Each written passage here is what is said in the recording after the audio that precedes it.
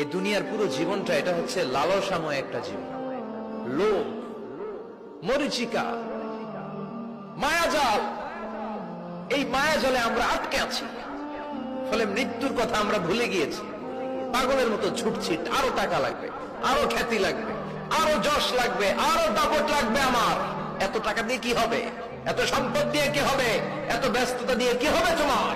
Stop, থামুন, অনেক হয়েছে। আম্মা থামুন, take a rest, take a breath and think about death. Think that you have to go back to your Lord. একটু বসেন না, একটু ভাবেন যে আমাকে চলে যেতে হবে, চলে যেতে হবে। এই কোলাহল, এই ব্যস্ততা, এগুলো থাকবে, থাকবো না আমি। সাইয়েদনা ওমর ফারুক বলেছেন, মুতু ক্বাবলা আন তামুতু, মরার আগে একবার মরো। হাসিবু ক্বাবলা আন তুহাসাবু আলাইকুম, তোমার হিসাব নেওয়ার আগে তুমি একবার নিজের হিসাবটা করো না।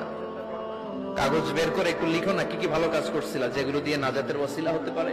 1 2 3, আর কি কি আকাম কুকাম করছো দেখো না, লিখে দেখো তোমার অবস্থাটা কি। মরার আগে একবার মরো।